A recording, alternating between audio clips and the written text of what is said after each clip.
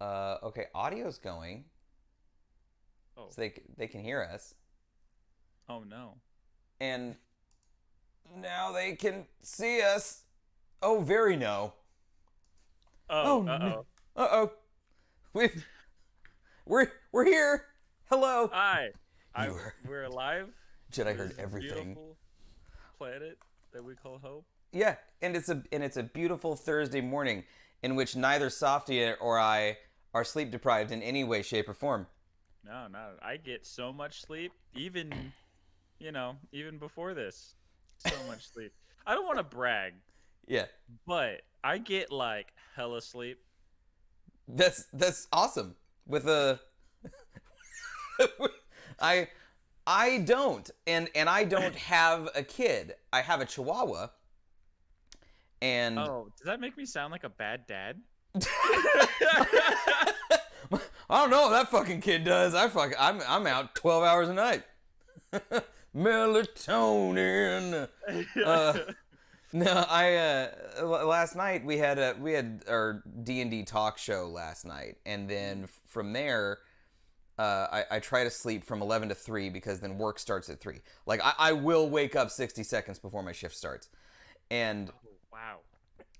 well, I work from home, and so literally I go and boom, boom, boom, down the hall, Oh, okay. and it's good. So it's Yeah. fine. But so I sleep from 11 to 3, and I have segmented sleep, and then I sleep again after this show is over in the morning. But last night, Sushi, every hour, he was like, "Yo, dog, I want to go outside." I was like, "Okay," because if I don't, he's just gonna go until I do, or he's gonna piss on something because he's a puppy. Yeah. So, God, uh, I our I don't miss those days of living with my parents and having to deal with my mom's insane obsession with rescues and just having to be like, take him out, and I'm like, it's 3 in the morning. I want to sleep. yeah. You rescued it. Well, he only fucking does it with me. He doesn't do it with my wife, like with Nerdez. If I'm not in there, he'll sleep for Yeah. 12 hours. He's like, oh yeah, mom's not gonna put up with my shit, so I'm just gonna sleep. But you just gotta show him who's boss. Be like, I am the alpha dog. I'll pee Get in. outside. I'll pee on him, and then he'll go to sleep. That's how it'll work. Oh god. Everybody, good morning. Elena, Ellie, Jedi. Everybody joining us. Thank you so much. Ellie. Uh, I hope that y'all are having a great day. We did not announce it, Ellie, because it did not get congealed until like 11 p.m. last night. Yeah. Because yes, so Softy, I did approach Softy about joining the show at some point, and my intention was to give him a good week's notice or so. But it just so happened last night that yesterday that Mark was like, I'm sick, and I went, okay, yeah, no problem. I'll either not do the show or I'll touch base with Softy because I had him uh, up next, and so I sent Softy a message. I was like, no pressure, but if you're awake tomorrow, and he was like, I'll do it. I mean, like last minute plans is basically how I operate my life, anyways. Is it easier for you to do like to be honest? Would it be easier for you for someone to go, hey, do you want to hang out tonight, as opposed to do you want to hang out next week? I will forget if they were like, "Hey, I want to hang out next week." Next week is gonna roll around, and I've already promised like 7 other different plans on that day. Yep. So, so Okay. it's like I Good. forget things all the time. Good. So Okay. it fly by the seat of pants is my modus operandi. Good morning, Skulls and Cupcakes. If you guys have any questions for Softy, feel free to throw them into chat, and we're just going to chat about stuff. So, first of all, I've known Softy for several years now, 3 or 4.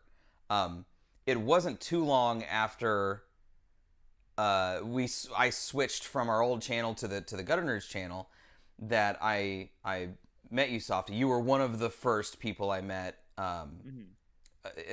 in the G&G, which is how we met. Um, and I have an image, and I prepped Softy for this, so I'm not throwing him under the bus here. This Softy came from LA to Fort Worth and did E3 2018 coverage with us back in the day.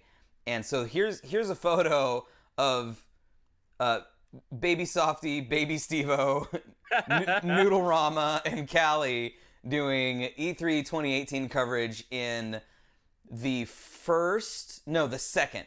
This is Gutter Nerds Studio 2.0. Way back when. This was the Microsoft press conference. And it was fun. What's that? Isn't that where they had like the first teaser trailer for Cyberpunk? They literally might have shown Cyberpunk for the first time while we were sitting on that couch. Yeah, I remember like sitting there and like seeing it, and like everyone was freaking out, and I'm just like, oh, don't be shit. Please don't be shit. Yeah, Leland, the best, thank you for the follow. Much appreciated. And Nightbot will periodically remind you guys to go follow Softy, but I have not asked about Kingdom Hearts yet. Rain, why is there a sign that says help? I had a visual gag where I would hold up that sign. General Rain. So let me throw out Softy's channel right here to start, and I'll do that periodically through the show. What you do a lot, Softy. You do music, photog, streaming. What's your favorite thing to do? Oh man. Yeah, like I have so many hobbies. I was actually just talking about this last night because I was editing photos and one of my chatters was like, "Hey, you should do this professionally." And I'm like, I don't know.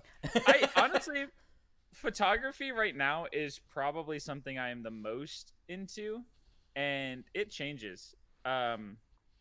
If you would have asked me like 2 years ago, I would have said music. Mm-hmm.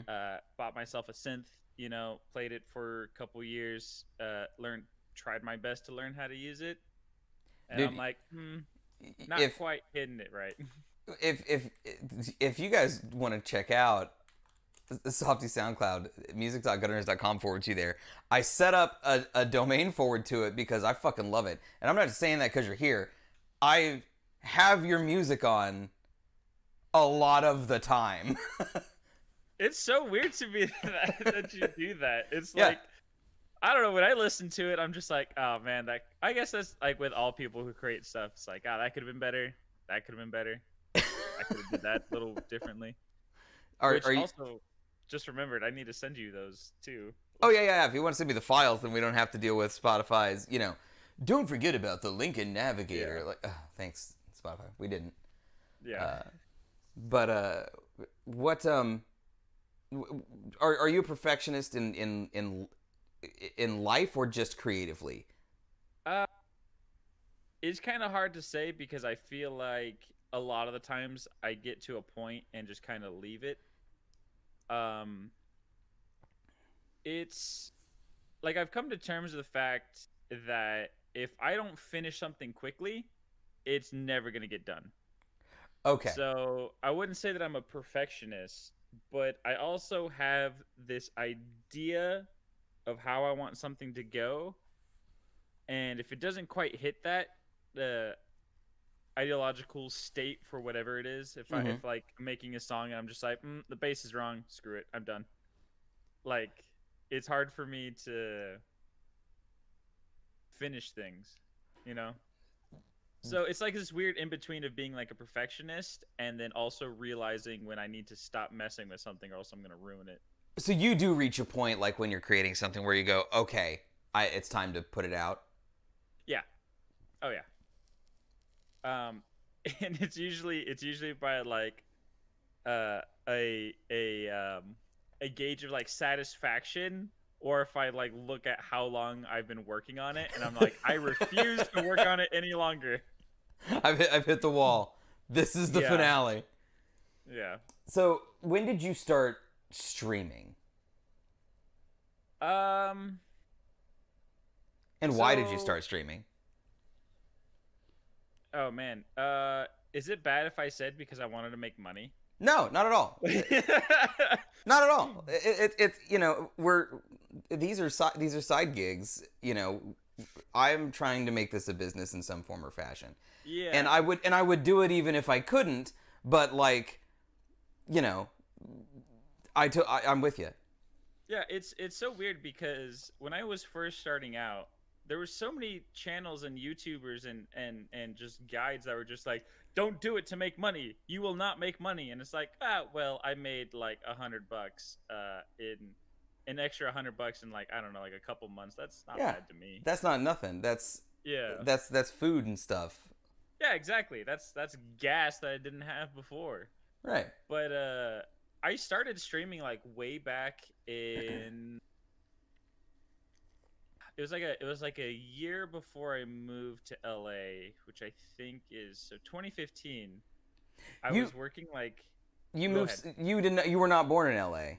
no, I was not. I was I was born and raised in California, Okay. but I didn't always live in LA. Okay. And I was like working like this really crappy graveyard job. And when I would get home, I was like, man, like I'm not doing anything. When you say graveyard job, do you mean like a graveyard shift, or were you working at a graveyard? Oh no, graveyard shift. Okay. Sorry. No. I wanted to I want to clarify because I had a whole different line of questions after that. Yeah, I was like, I'm not a superstitious person normally, but I don't think I'd work in a graveyard, man. I'd come back haunted. Right. But like I just dropped out of college and I was like, man, I need to do something, you know? So I started streaming off my PlayStation 4 at the time, like just for a couple hours after work. Yeah. Because I would get off of work at like 8 in the morning, come home, and just like be bummed for the rest of the day. And I actually got like a pretty decent following. I Just definitely was- straight from the PS4. yeah, just straight from the PlayStation 4. And this was before Twitch had their affiliate rollouts. Yeah. And if I would have kept that channel, I would have been affiliate a lot sooner. That's funny. And then I moved to LA, stopped streaming for like I don't know, maybe like a year. And then I didn't like my old handle. So I was like, man, what's my new What handle? was it? If people see my like place when they watch me play Kingdom Hearts, they'll see my PSN account name, and that was my old Twitch handle. It was called Bear by Birth because I like it. I liked alliteration, Yeah. right? And I thought it'd be pretty funny to, you know, like pretend I'm like a animal, like a bear, Sure. and then Bears are dope. I had a gay roommate when I moved to LA, and he was like, you know what a bear is, right? And I'm like, it's a fuzzy little dude, you know? You're not wrong. Yeah. And he's like, no, it's this. And I'm Yeah. like, oh, Which, okay. which if that is what you're going for, then that's awesome. But if that was not Oh, yeah, your totally. personal vibe, then I could see a name change Yeah. in effect. It was like, I mean, it was, I was like a little worried because I didn't want to represent myself as something that I'm not. Yeah. And then have people be upset at me for that. Be like, "Oh, why are you calling yourself a bear?" Right, of course, yeah. I mean, that You makes sense. skinny white boy. Like, and I'm like, oh, Like, you may yeah, as well have that's called yourself, funny. like, Lumberjack Softy or something like that. Yeah, exactly. So I was like, okay, I need something else. So I made the SoftShock account, started streaming again, more seriously in like 2017. Although I feel like my profile probably says different. When, like, does it tell you when the account was created? Morning, Zach. You know what? I don't know, but it's I'm not gonna look because I'm literally gonna lose track of That's what I'm okay. doing. That's totally okay. I'm pretty sure it's like around like 2017 is when I started taking streaming a lot more seriously. Let me throw this out to chat. If you guys had a Twitch handle or a Twitch channel like prior to the one you have now, and you want to share what your like original name was, I'm interested. I'm curious about that. So, in your community, in your Twitch community that you're building, who's the worst? Is it Rain? Not even close. It's Rain. Got him! Fucking got him!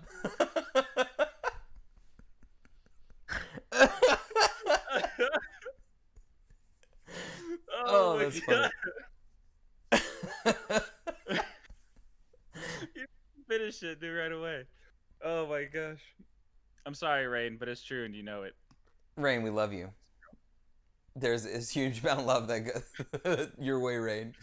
No, yeah, I love Rain. It's so funny. Like Rain and I are so similar that we joke around that we're brothers. Like that's how similar we like act and think and our interests and stuff like that. It's hilarious. Yeah, I could see Rain. So Rain, if you did want to change your name, you could change it to Canadian Softy. Perfect. And they'd be And- like, "Oh, you know, you're like related to that one super awesome famous streamer Softshock." Yeah. And then, there's the US, you have US Softy, we have Canadian Softy. It's American Rain. Oh, that's funny. Master Charles will not share he does not want his old cringy deviant art out there. Oh Jedi- yeah, I definitely agree with that. You know what? I actually have like a history of really bad usernames. Like Really? really bad usernames. Like my old Xbox handle used to be called Superbeat. Super Beat. Yeah. No, like that just sounds And like a then- dance game. You would think, right? But get that around a bunch of 13-year-olds Uh-huh. and you okay. get a lot of masturbation jokes. Sure. Yep. I see it. I see it now. I see it then now. I had an old Deviant Art account called Oddly Artistic.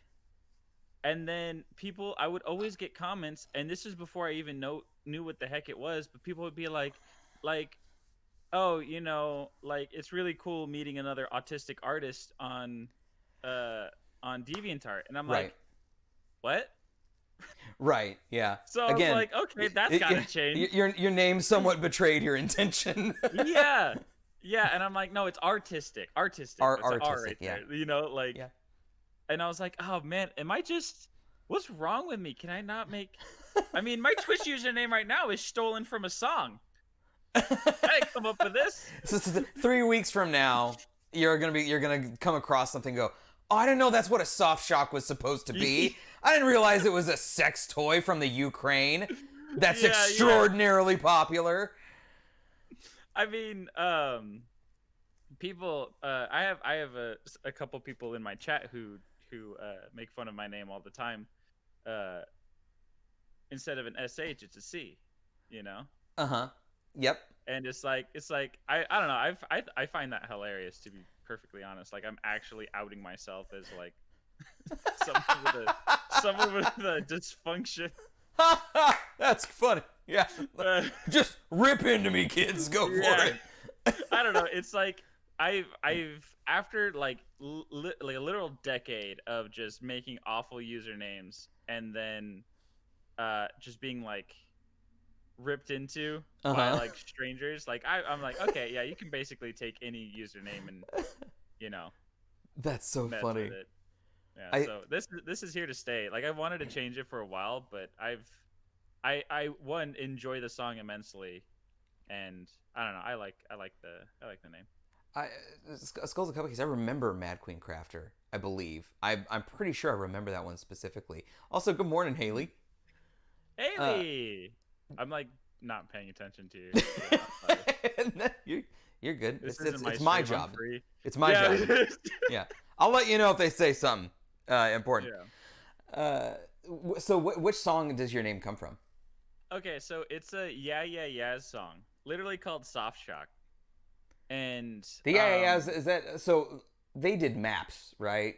yes. Okay. It's- And the reason I ask is because that would be the only song I knew by them, and I want to make sure I remember because of Rock Band. Yeah, I mean, yeah. Yeah. I don't know. It's like if you really want to like classify it I mean, in the game Rock Band is where I was introduced to the Yeah. yeah, it's basically rock. Yeah, pop punk a little bit. It's funny because like through like all 4 of their albums that I have, they changed their sound so drastically. So they're an American band. Yes, yeah. And okay, so Soft Shock was born from that. And what in your time streaming, what is the most fun you've had streaming a game, and what is the least fun you've had streaming a game? Oh man.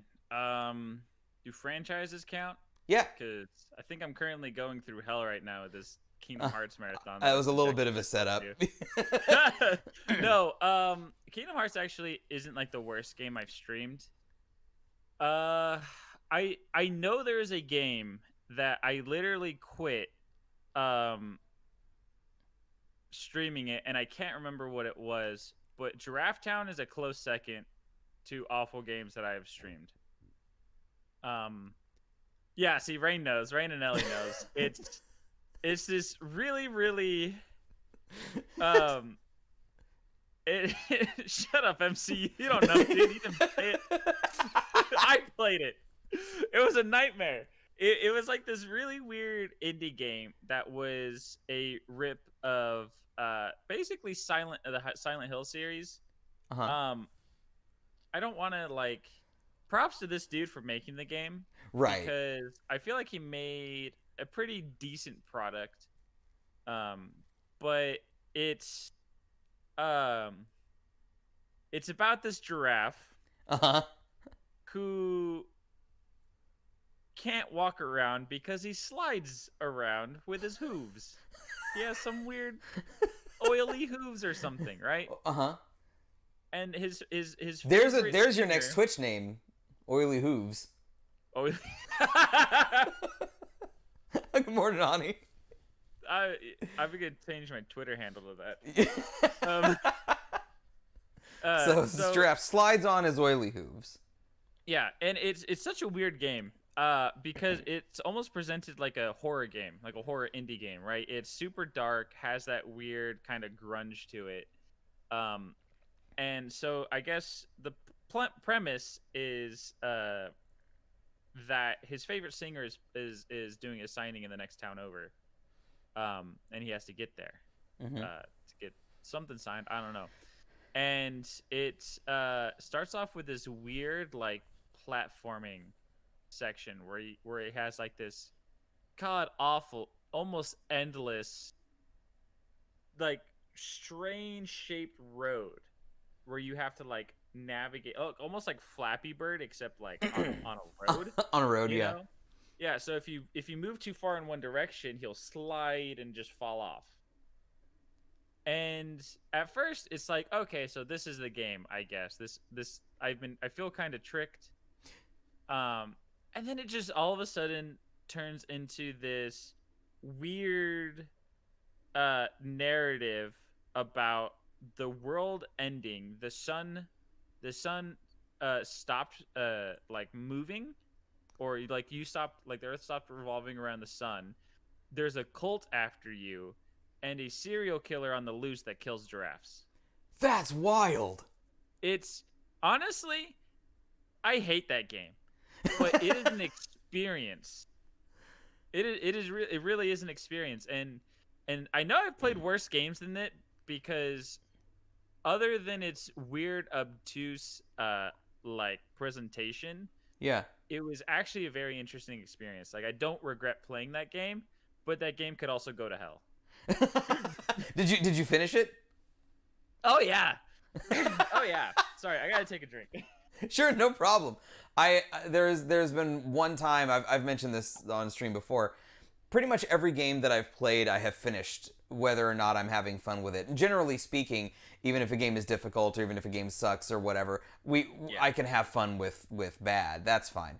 But the one time that I threw in the towel was a Master Charles recommendation to play the Sega Genesis Echo the Dolphin. And I thought, Oh well, no. I'm in my 30s. I can do Echo the Dolphin now. Like as a kid, it was impossible, but as an adult, and I went and nope, fuck that. That's Yeah. way too hard. That's way yeah. too pixel precise to me to get. Yeah. Well, I got to a certain point and I was like, well, how much left of the game is there? Because if I'm like 50% of the way through the game, like I'll keep going. I was like 10% of the way through the game, and so I was like, I'm not doing this 10 more times. Yeah, I actually, you know what? As a I just remembered, I technically didn't finish Draft Town Oh, really? because once you beat the game, there is an extremely long cutscene about how the creator is now in the game and how he is discovering the weird stuff that is happening in this town. That's And so I just wild. closed out the game. I closed it out. And this was after me trying to beat this boss for 2 hours, the last and only boss in the game, and I lost my mind and just canceled the game. Like I mid think I ended up saying, cutscene. like, yeah. I just closed it out. I'm like, I can't take any more of this. That's so funny. Oh my god. Yeah. Yeah, actually, yeah, Rain that's the good follow up. What's the most fun you've had streaming a game?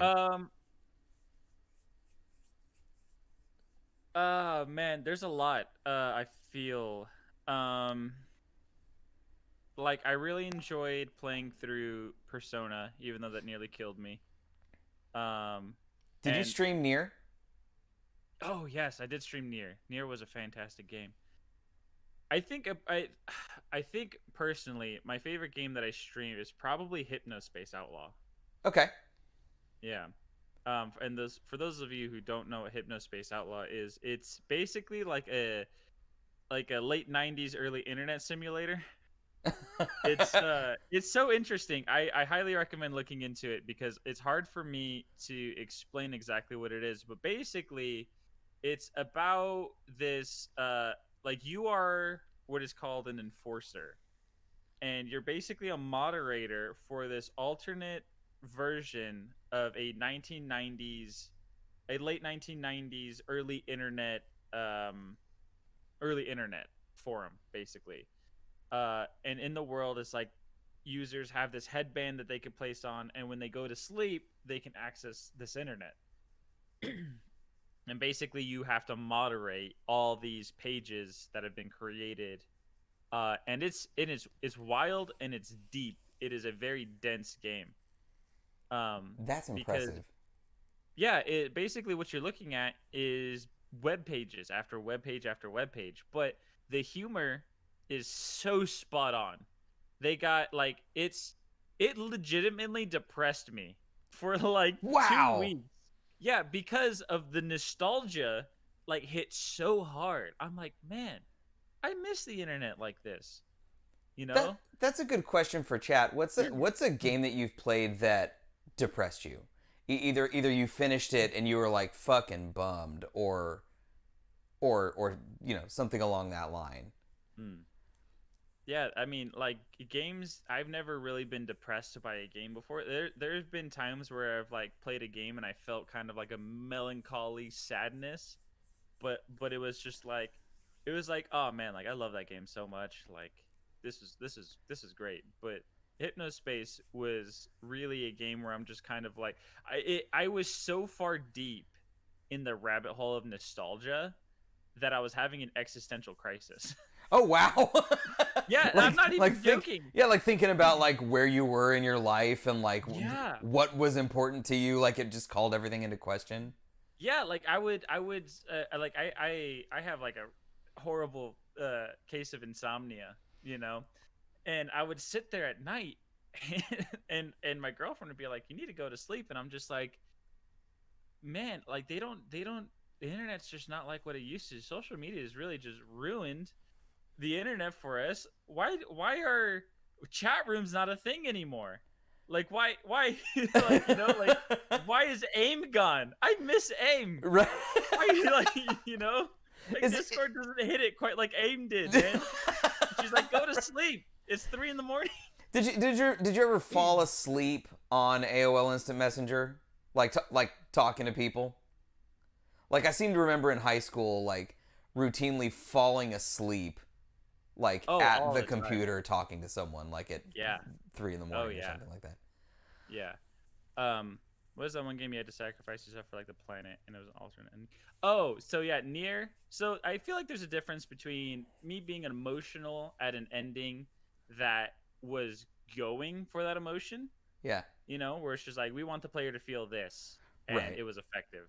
And then Hypnospace Outlaw, where it was just like the unintended side effect of playing this game is that you realize the impermanence of life. You know, like it's a lot different. But Nier had a fantastic ending too, which you should go back and play. Maybe. Yeah. Well, apparently, what, 5 more times? Yeah. Well, no. You know what? I Give don't me know if the we give me want to the get into pitch. this, Give me the pitch. but so it is kind of an obtuse game, and Yoko Taro makes very obtuse games. Um, he's kind of an asshole in this because it's Like in like the way that Kojima's an asshole, or in a different yes, way? exactly like that, exactly like that. Because he will do whatever he wants if he has this vision, right? Uh-huh. And no one's gonna be like, "Hey, maybe this is kind of bad game design," and he'd be like, "Shut the hell up! Get out of my This is office. my name's on the box. This is a Yoko Taro video game." So the way Nier Automata works, and I totally get why you stopped playing it, because I had that first like assumption too, is that the first route that you play is maybe like a quarter of the game, Right. and then you replay as your partner's uh um perspective, but then that perspective goes beyond that first playthrough, right? Mm-hmm. And so you're like, okay, am I gonna be playing through the same narrative with a bunch of other people's playthrough just from a different perspective? Right. And in the third playthrough, it's like, oh no, here's an entirely different person with an entirely different perspective, with only a tangentially related plot line. And you're like, Okay. okay. And then in the fourth scenario, it all comes together, like it all connects at the end, way past where the first scenario took you. So that's very cool. And Yeah. I like that a lot. I did, knowing nothing about, not having talked to anybody about the game, I saw it on Game Pass and I heard it was good. So I played through the first the first storyline, 2B, Yeah. right? And saw the credits and I was like, okay, that was fine. Like, I enjoyed Yeah. it, but I am also I don't wish to see any more. That was fine.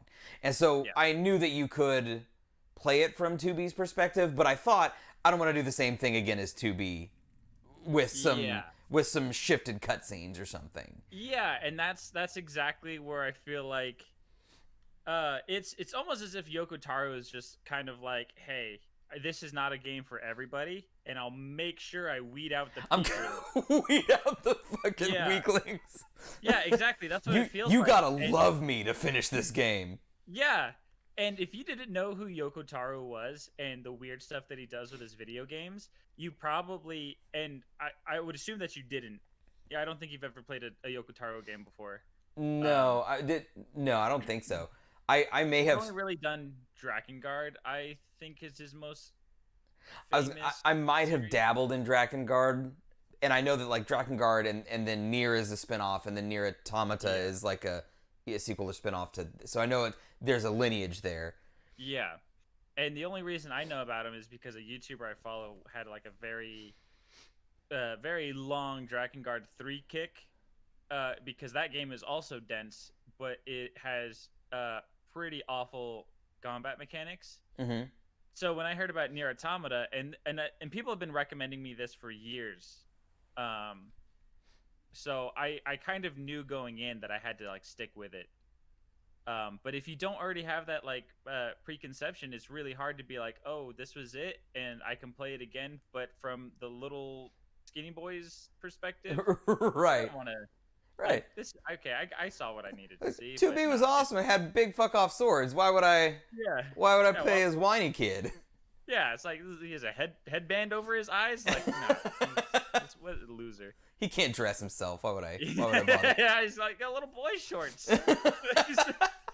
Are you trying out for middle school basketball team? Like, Yeah. that's funny. And on top of that, like he's weaker, he's slower. His most powerful attack is a hacking mini game, which I hate oh so much. I So kind of remember you publicly loathing that on stream. Oh yeah. I hate it. I a little bit remember that. This game is so weird. because it's like it's such a huge mashup of so many different like play styles of video game. um and it's like you got your hack and slash, there's shoot 'em up portions, there's like um just a lot of like weird mechanics. The combat is a little funky in the sense that you have to constantly be shooting the enemies as well as melee attacking them to do any real damage. Right. And like their upgrade system is pretty in depth. The the narrative, which I feel like is the strongest element, is so philosophical all the time that it's beating you over the head Yeah. with philosophical ideologies, and you're like, okay, I get it. And I was doing the same thing, like, I get it. What does it mean to be human? And then by the end, it slaps me across the face, and it's just like, you feel sad, and I'm like, yeah, I feel sad. I do. It's the worst. Yeah. I get that though, because I feel that way. I do feel that way with Kojima, where his like philosophies and stuff that are coming at me during the game, like while I'm playing a Kojima game, I'm usually like, yeah, oh, okay, like I'm along for that ride, and then he has someone shit their pants in game, and I'm like, okay. Yeah. I feel like Nier Automata is in the opposite in that sense, where it's like they have someone constantly shitting their pants, and then they throw in the deep stuff. Would you have you tried the Yakuza series, Softy? No, that's actually next on my list. Once I finish Kingdom Hearts Hell, I want to play the Yakuza series. Okay, I was thinking that that might be something up your alley.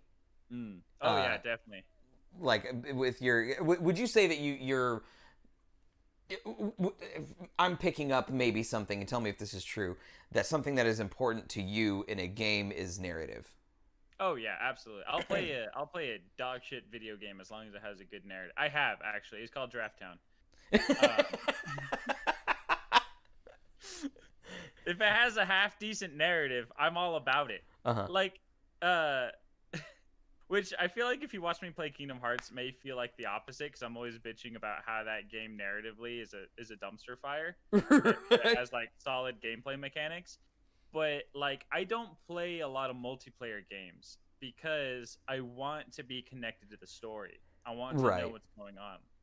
Now that said, you spent some time streaming Minecraft. How was like? Oh, Minecraft has a story. You made some, pretty solid narrative, I would say. One that you created, or one intrinsic to the game? No, I'm being an ass. Oh, okay. Because I have never played Minecraft, and so I was ready to believe you.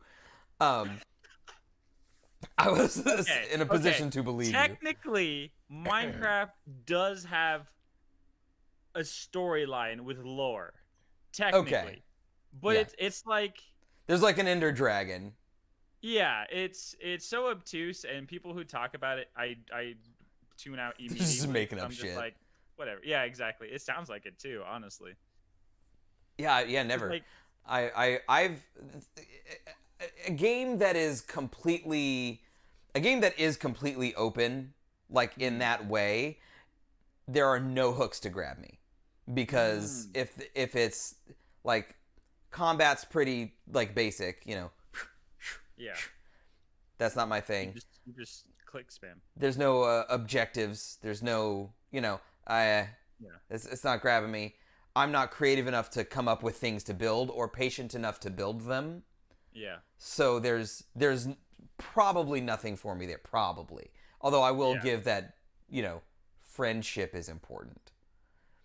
So it's Minecraft. I definitely see why people don't like Minecraft.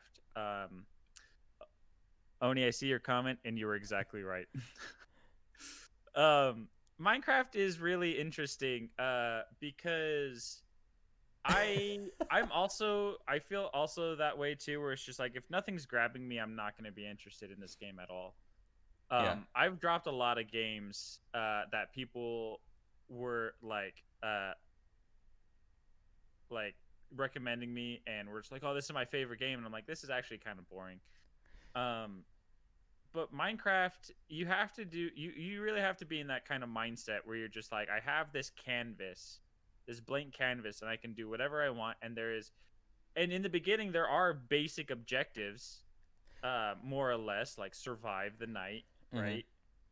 Get stronger weapons, get stronger armor, get food, and then you slowly start to learn how to manipulate the game to where you never run out of food, that you're constantly getting the best armor, that once you get the best armor, you can like upgrade that armor to the best enchantments. And there's like small like self-realized objectives, I guess. Like you kind of have to go in knowing what you want to do. And yeah, like Haley said, it's basically adult Legos. And have you played with Legos as a kid, Stevo?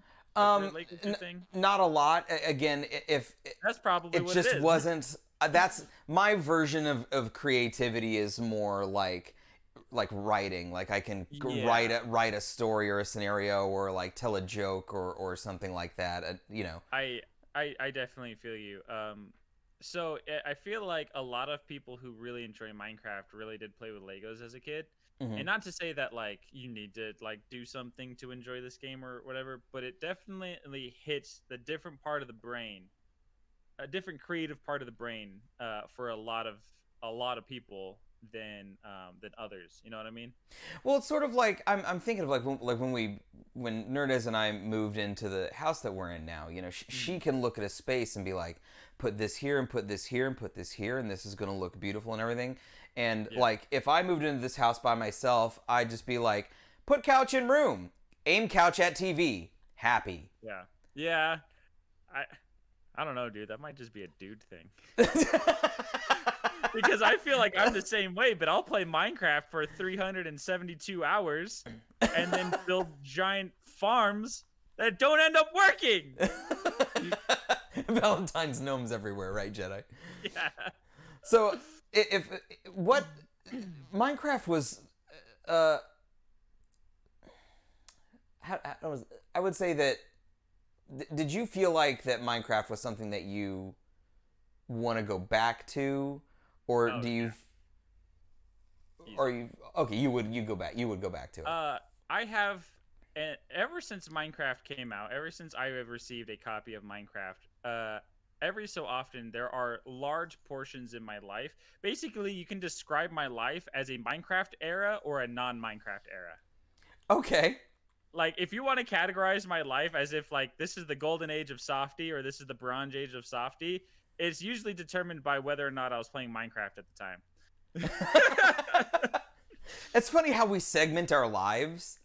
Like to me, like some people do it by like who their like romantic partner is. Like Yeah. this was this segment of my life. That's usually like one thing, or what school they went to.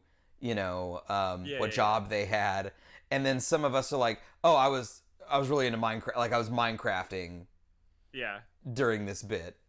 The It's like three or four great Minecraft periods in Softy's life. First, when the game came out, after I graduated high school, Uh-huh. and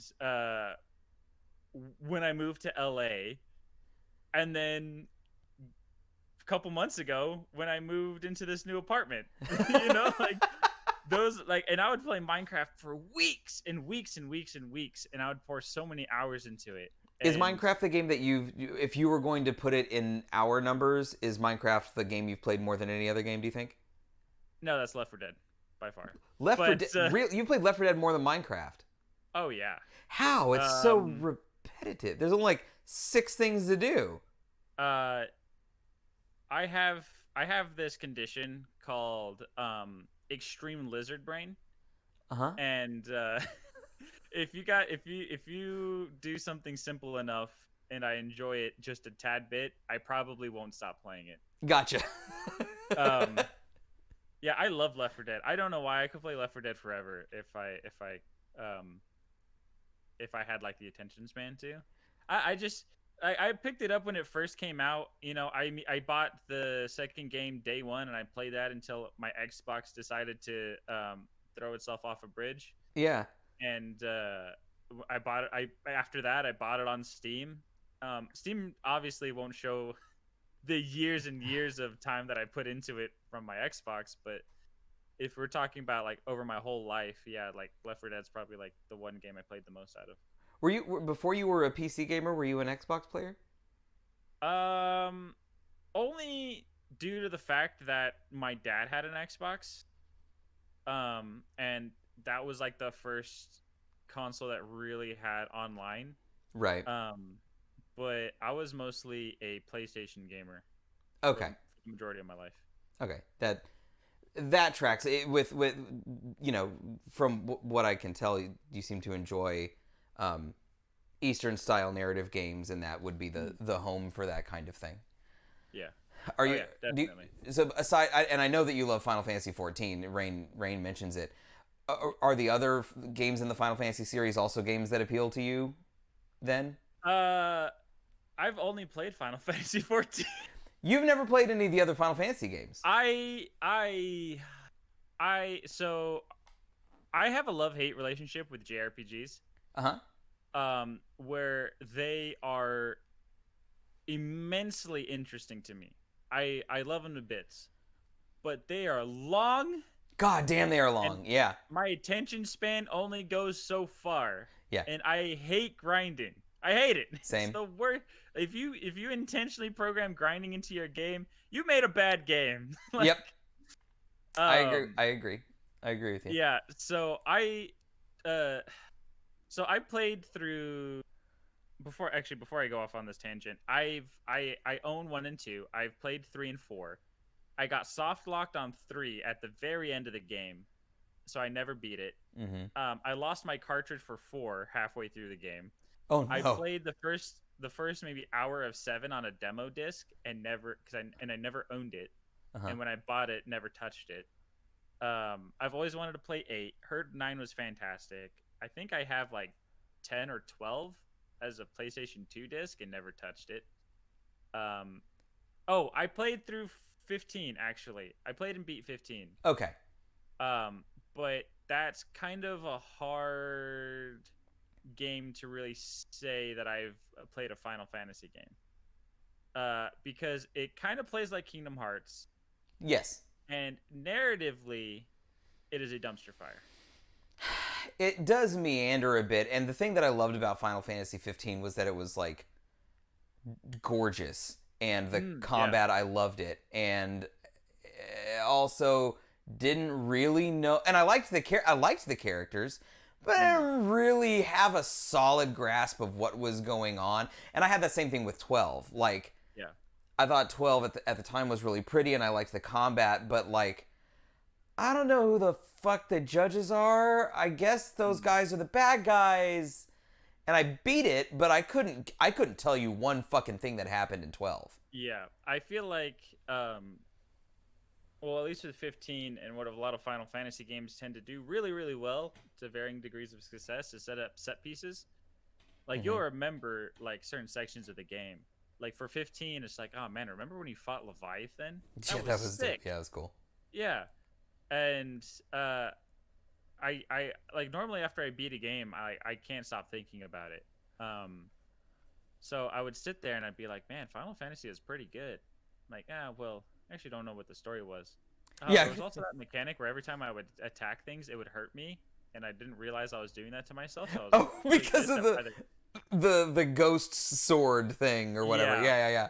And I remember talking to my friend. I'm like, why is this game so hard? And he's like, what are you talking about? It's the easiest Final Fantasy game. And I'm like, no, I'm dying all the time. And he's like, show me what you're doing. And he's like, you're doing a charge attack that does damage based on how much health it takes away from you. And I'm like, what? What? I like, should do stop you read that. the tooltips? And I'm like, no. Why would I read?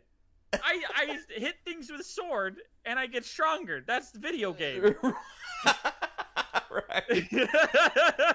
Oh, that's so funny. But I love the premise of it. I think I loved the idea of 15, but I don't think I'd ever go back and play it. if you want, and some people will disagree with me. I think that the best, maybe I won't say best. I will say my favorite though, but also maybe the best. Final Fantasy is Final Fantasy X, and the characters are well defined and well explored. The voice acting is, at the time, was like okay. Mhm. It's like the first Final Fantasy with voice acting. But the story is like good. The story is like a tight, like well told story.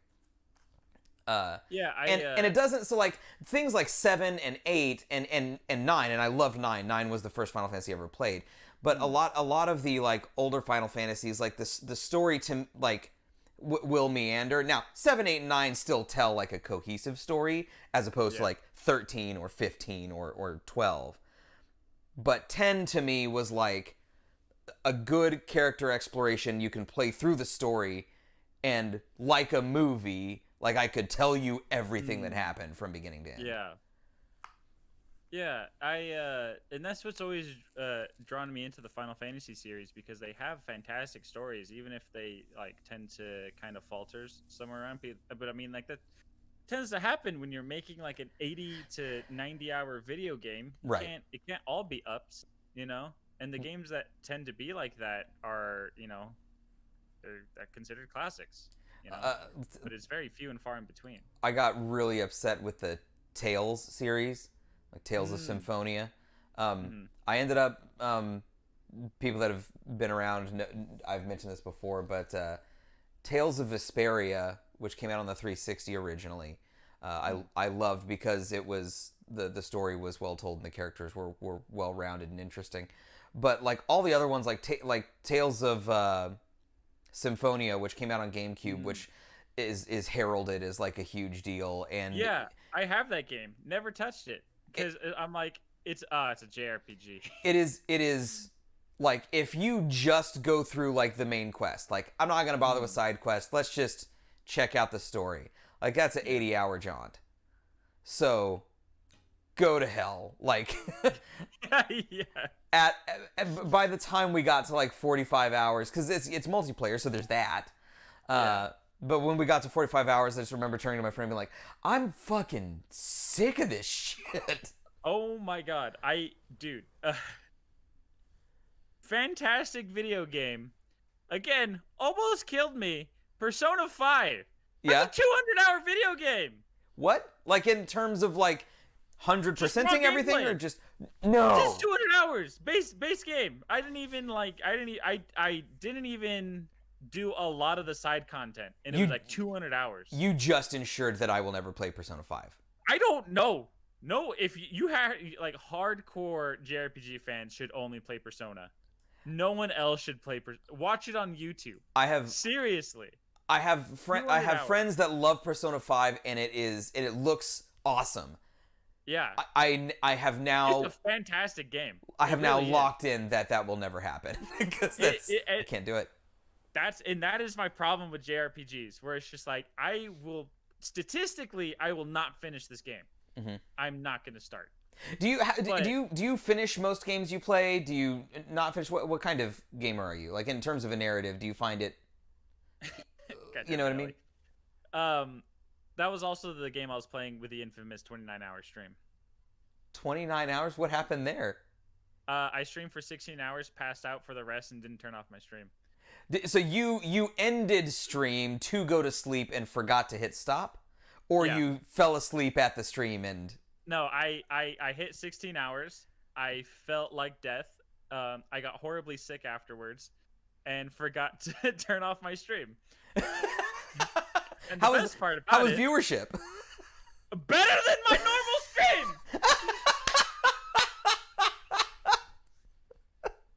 Oh, that's great. How did I get 50 followers in one night? I wake up to like 20-something viewers, and I'm like, oh my god, I averaged like 8. What is this? Yeah. That's so good. Yeah, and I said I was going to stream until I finished the game, and I thought I was so close to the end, and I had another 80 hours of gameplay to go. Wow. Yeah, it is man. It is a dense game. Fantastic game. I love it. Don't regret playing it, but man, it is not for anybody, really. And Skulls of Cupcakes makes a good question. What is the longest? And if you went to the bathroom or something, that's fine. But if you stopped to like leave the house and go get food, if you made yourself food at home, I think that's fine. So I'm being a little specific about the premise here. But what is your longest single sitting gaming session? Yeah, that's 16 hours. It is 16. I think mine is 16 as well. Oh, wait, was on it? stream? No, just in general. In general. Ooh. I think when Final Fantasy 14 launched, me and my friends had a LAN session. We probably played close to like 27 hours. Holy shit, Softy. Yeah. Oh yeah, it was rough. Did you guys like start bickering at like is there a time where you get so tired that you start like bickering with your friends over it or something? No, it's like the exact opposite. We could not stop laughing. It was like we were so punch drunk from being up like online for that long. I can't even remember what we were trying to do. Like it's all a blur at this point. Yeah. This is like way back in like 2014. Was this maybe 14 like version 1 or was this like 14 re-release? No, 2.0. Okay, yeah, okay. Yeah, re-release. So yeah, I think it was like 2012. So we just graduated high school, and we all had our PlayStation 4s, and they were like, "Oh, let's play Final Fantasy." And right. My friend was like, "Hey, come over to my house. You know, my parents are gone for the weekend. I have like 100 TVs. We can just all set them up in the living room." Beautiful. Like, yeah, okay. Yeah, so we ordered like 4 pizzas. We had like a shit ton of Coke and Coca-Cola. Tony Montana. Yeah. Good morning, Zion. Like a ton of coffee and a ton of Red Bulls, and it was so much fun. I will tell you that my favorite thing to do in this world is to have like that kind of LAN. Mm-hmm. Like I miss that stuff, man. That's that in-person multiplayer. Like, look, for the next 12 hours or whatever, we're not doing shit but playing this fucking game. Yeah, and I didn't grow up in that kind of space where I had that ability, because when LAN parties were still a thing, I was still pretty young. But my dad used to work for this company, and he would work in like this office, which sounds stupid coming out of my mouth like that, but well, I mean, a company in an office makes perfect sense to me. Yeah. And so his coworkers, they would all have like, you know, they would play like Unreal or the original TF2, and they would just have like their. So I remember this specifically because that company was constantly downsizing and pushing their services overseas. So his office kept on getting smaller and smaller and smaller. Luckily, he was like pretty essential to the company, him and like a handful of people. But half that, or like a good 3/4 of that office was just dark, and they would only have the lights over their space. But right next to that space, so it would just be empty floor. But they had like tables and chairs and just their LAN set up right there. And he took me to work one day because he couldn't find a babysitter. And I specifically remember that. They were like, "Oh, you know, it's 2:30. It's time for lunch, guys. You guys want to hit up and play some, you know, like Unreal Tournament?" Everyone's just like, "Oh, hell yeah, dude!" And I'm just like, "Oh, what is this?" And playing with them. The corporate world is awesome. yeah, exactly, right. And then just they were bullies too, man. I was like, what, 7? And they get good, scrub, you piece of shit. You said you were gonna bring your son to work and didn't realize he sucked. Yeah. I'm about to teach your son what it's like to step in the ring with a pro. But yeah, like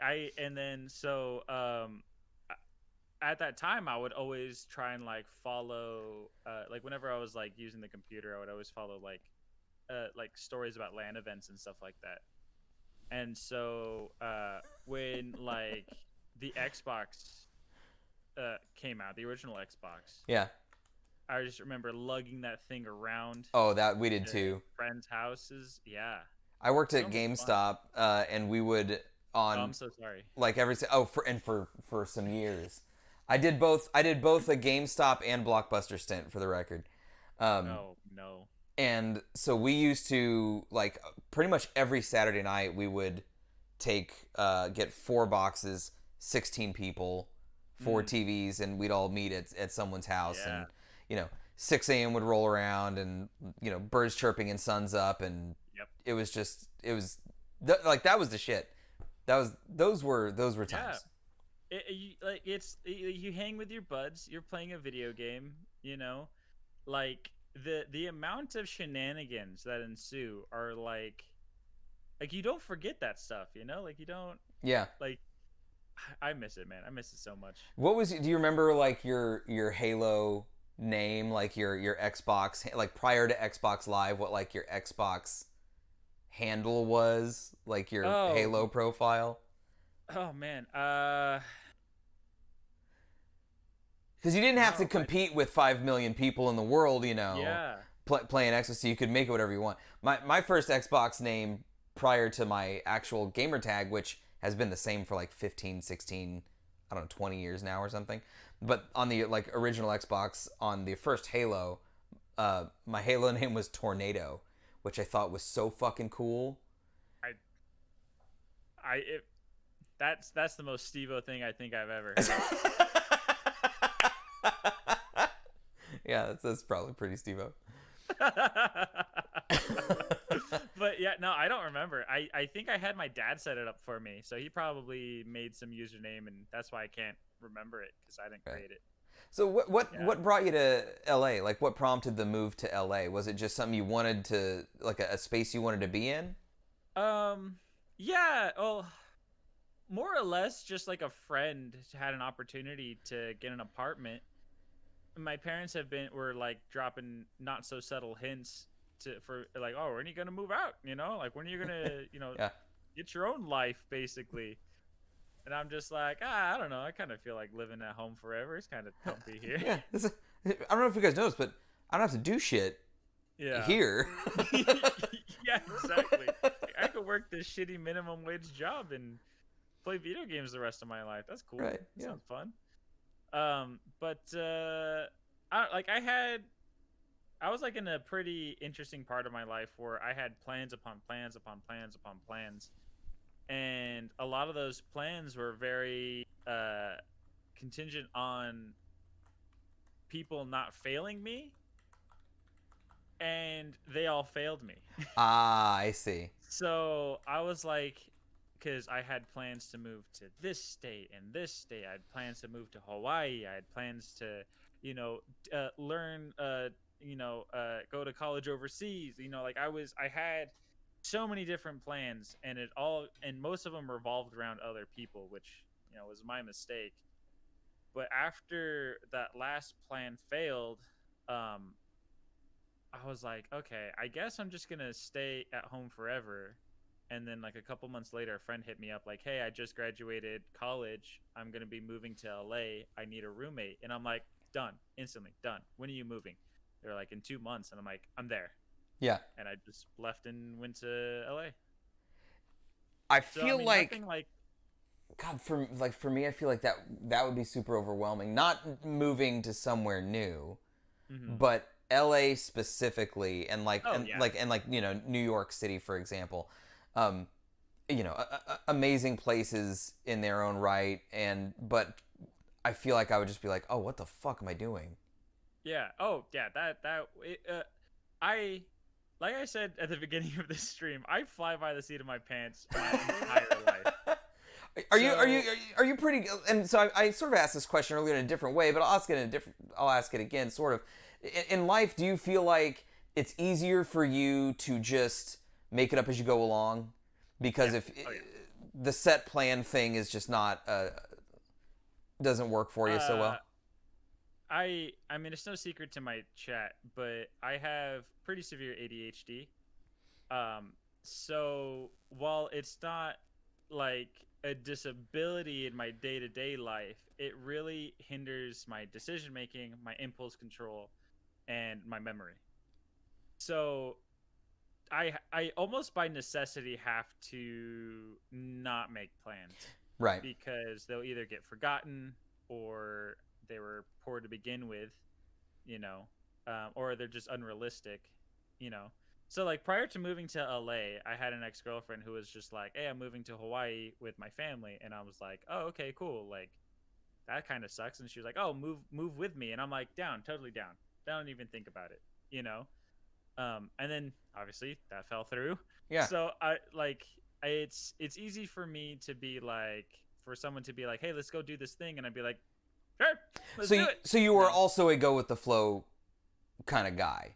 If Yeah, yeah, plans yeah. if plans change, you're like, yeah, okay. Yeah, I mean, like I'll be bummed for a little bit, especially if it was like a big life Of changing course, yeah. decision, like moving and living in Hawaii. But Yeah. yeah, it's easy for me to like go with the flow and just do things as they come up. What's the most difficult part of streaming for you? And it can be anything from like chat interactions or something on setup, but like is there something in the stream sphere that like is just like either the worst part of it or something that's very difficult besides rain? Um, Rain really makes it difficult, actually. Like sometimes I hit that go live button, I'm just like, I'm hoping he's working because if he shows up in chat, I might actually just scream at him. I'm kidding. uh, uh, uh, Calvin, get out of here. Get on grit. We don't like your kind around here. I know you're talking about me. Uh, it's honestly choosing the video game. Okay. Really. I'm spoiled for choice. I have a backlog that is probably, longer than my lifetime. Yeah. Um, You have more games than you could possibly finish in your life. yeah, it's I don't know. I to kind of answer that with like some thoughts I've been having lately. Mhm. I see like a lot of people, especially on Twitter, who are like, "Oh my god, like I don't know how streamers do it. How do you be on for like 48 hours a day, every day? Mhm. Like it's just so exhausting." And then on the other hand, like people are like, "Oh man, I quit doing Twitch because I wasn't getting the type of views that I wanted, or blah blah blah, so on Mhm. and so forth." And you're seeing a bunch of people like leave the space because it was too difficult. But to me, it's like I press one button, check my mic, check my quality, and I'm good. Yeah. Streaming is easy. I can accidentally. I used to stream for almost 12 hours every day. Yeah. Back when I was in my old apartment. So for some people, streaming takes it out of them, right? Like Yeah, even yeah, for a yeah. few hours, it's very draining. Either the social interaction or the performance mode, I guess that you're sort of in, Yeah. and you know, like Nerdez, for example, she loves streaming and she's very good at it. Her horror, Mhm. like playing through Resident Evil with Nerdez, or her playing through Resident Evil on her own, is Yeah. gold. But Yeah, those are fun to watch. it takes so much like out of her, like she's exhausted afterward. Yeah, yeah. And I have those days where I'll get off stream and go, holy fuck, I'm tired. But a lot of times I'll like fire up and it infuses me with energy. Yes. So is that what happens to you then? Like, does it? Yeah, I sometimes I don't want to stop streaming, you know? Yeah. It like I'm enjoying chat interactions and the game itself like so much. Like uh not so recently, but last time I had a real struggle ending a stream. We were playing Minecraft and Uh we were huh. playing on Rain's modded server, and me and Ellie were like in this like weird like crazy maze thing that was just full of zombies, and like we were like in the trenches in this weird modded catacomb, and I was determined to find out what was inside this thing. Like there had to be like a treasure or something. Right. And we were dying constantly. Like this thing was brutal as far as like Minecraft goes. It was brutal, and we get to the end and there was nothing. There's nothing in this thing. But I had to end that stream because my girlfriend, or I was trying to end the stream because my girlfriend was going to bed, and she's like, "Hey, like spend some time with me. Like I want Right. to go to sleep. Like before I go Yeah. to bed." Remember And me? Yeah. yeah, yeah, yeah. And it was like a 9-hour stream, and the last like 3 hours were us going through that thing, And I'm just like, I don't want to stop. Like, this is a lot of fun. Yeah. Until we got to the end and there was nothing, and I'm just like, fuck this. This is stupid. But yeah, it's really hard for me to turn off the stream sometimes because I'm like, I get in a stride, and sometimes you hit that stride like maybe 3-4 hours in, you know? Yeah.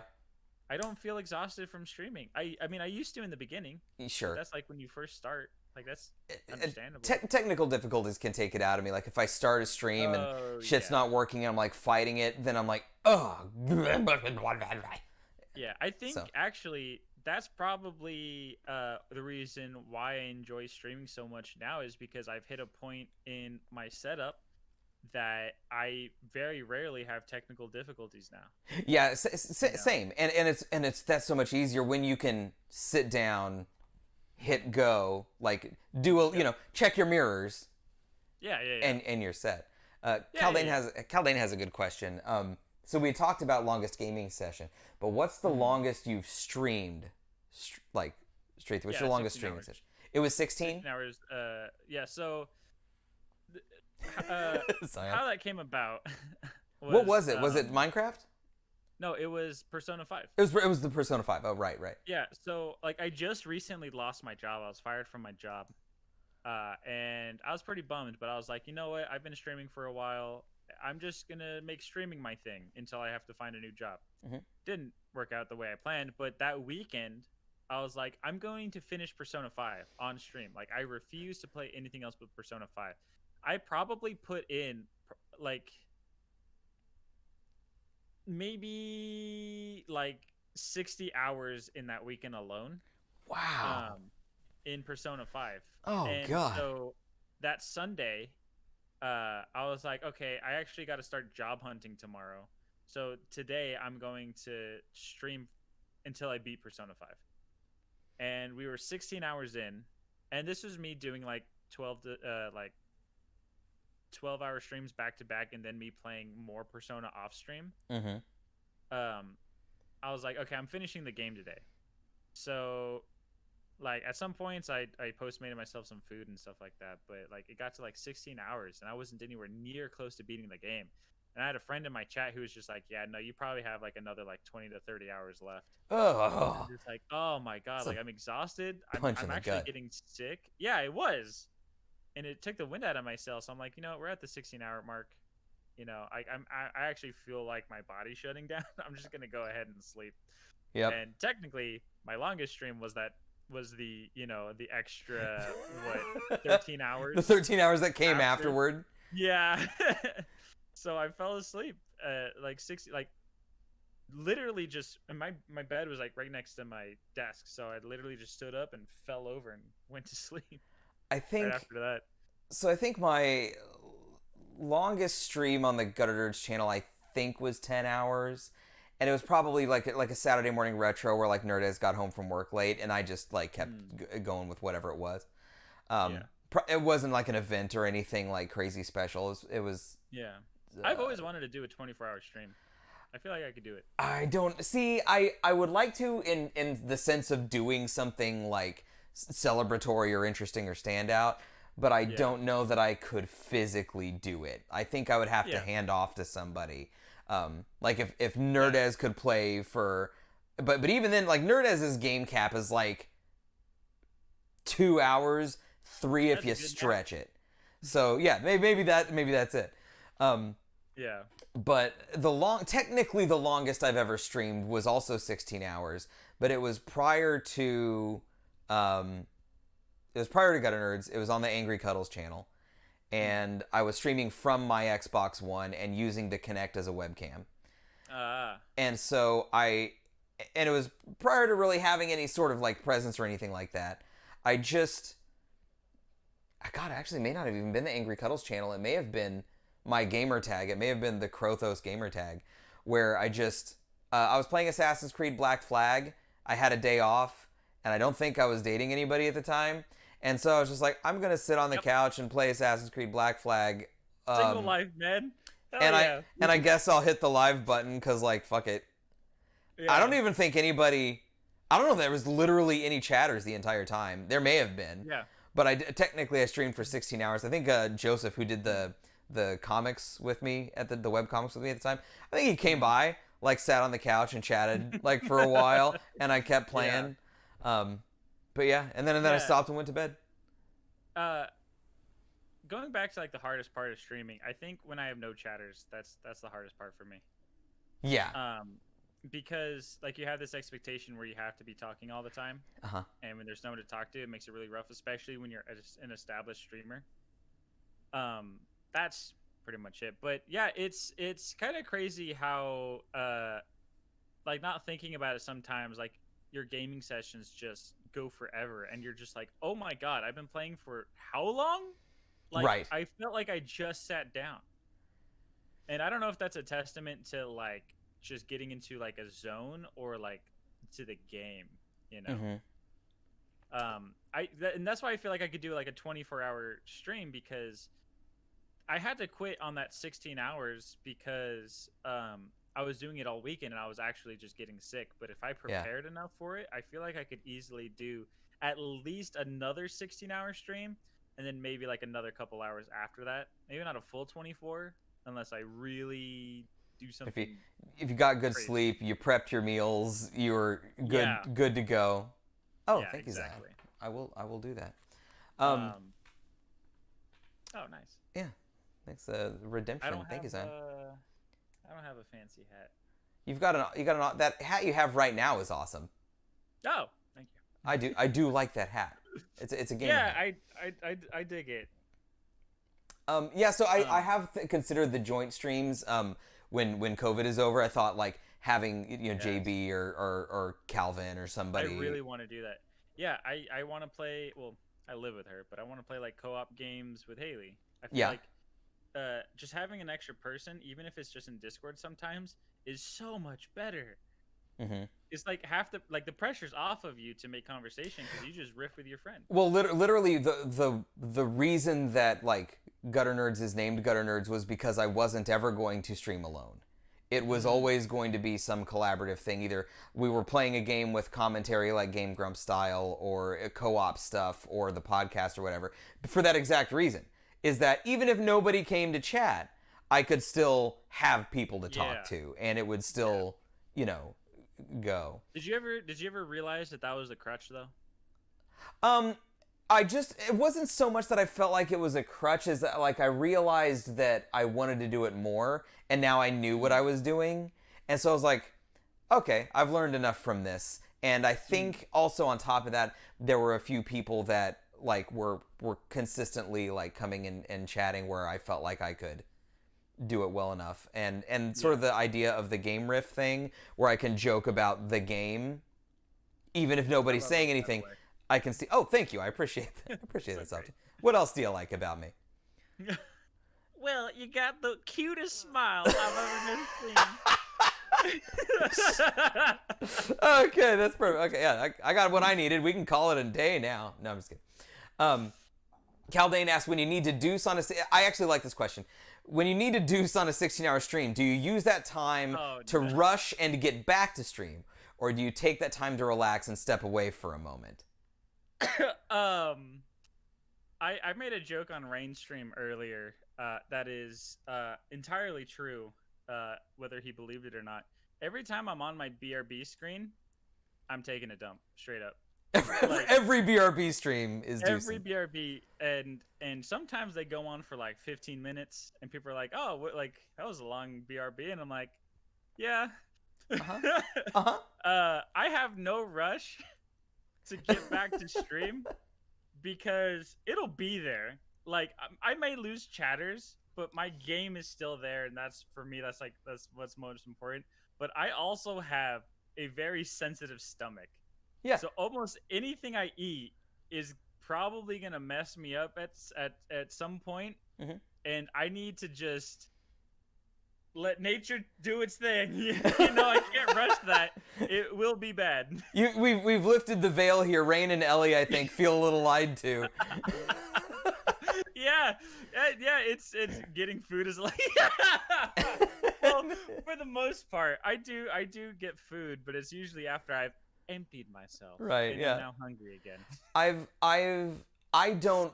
So one of the things that I like that. So I have the web comics up for our Be Right Back screen, and Yeah. more often than not, you will hear Softy's music in the background of a BRB screen. You'll hear music. You'll have web comics. There's some sort of content rolling there, and I try to hurry because I don't like to keep people waiting, but there Yeah. are some times where the BRB screen will be up for a bit of time because, like, Yeah.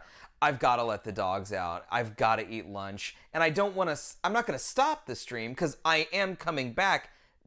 I'm not going to stop the stream for if it turns out to be only 5 minutes and then start again. So I don't like leaving people hanging, but I try to have content going during that time so that I can.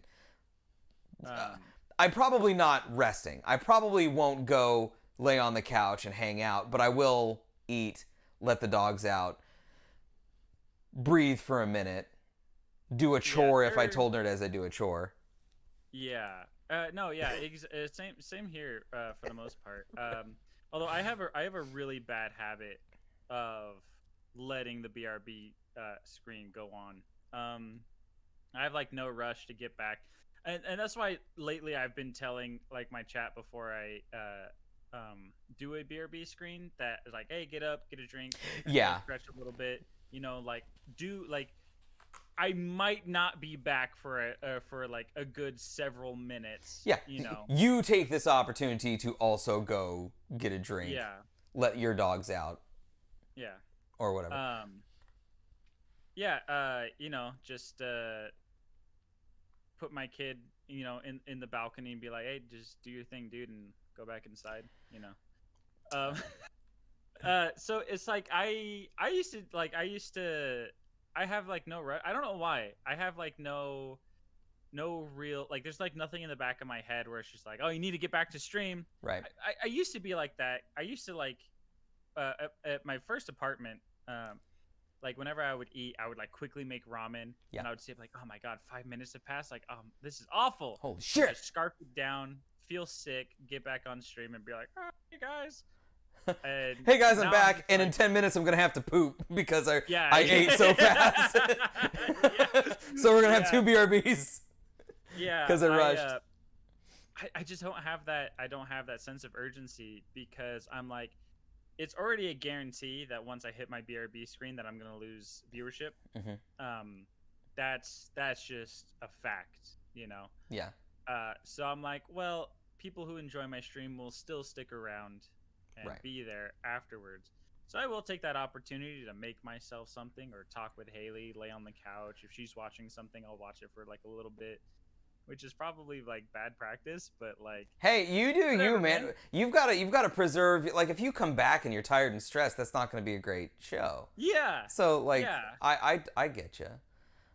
Yeah, like it's literally a break time. Like I want to, if I'm feeling stressed about a video game, I want to like chill out a bit and gather myself again and get back for like another session or whatever. Techman asks, compared to game streaming, what are your thoughts on streaming tabletop RPGs? More stressed or no? Oh, I want to do that so bad. Really? Yeah, I love your SAS D&D streams. Have you checked them out? Yeah. I usually. This might sound mean, but I usually have them on the background. Please don't hate me. That's not. No, dude. I love that you have it on the background. That's and that goes with streaming at all. If you guys are at work or hanging out or doing something, and you have like a stream on in the background, that is all I could ever ask of you. Yeah, I love that stuff. I would want to do it one day, but the nature of tabletop role-playing games, unfortunately, is there's a lot of downtime. Either in the sense of, and especially narratively too, because you're like checking on rules or asking about a role, and sometimes it's really hard for me to stay interested in stuff like that. Mm-hmm. I mean, luckily for SAS, like you guys have a really solid cast. You guys are hilarious. Thank you. I appreciate that.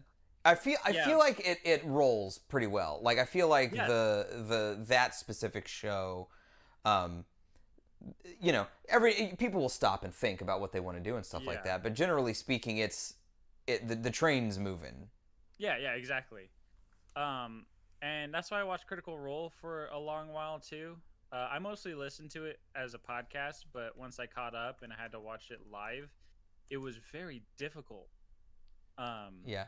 because there was like a lot of downtime with people like, and Matt Mercer does a pretty excellent job of keeping the momentum going, but I don't know. It's just sometimes I just lose interest so quickly.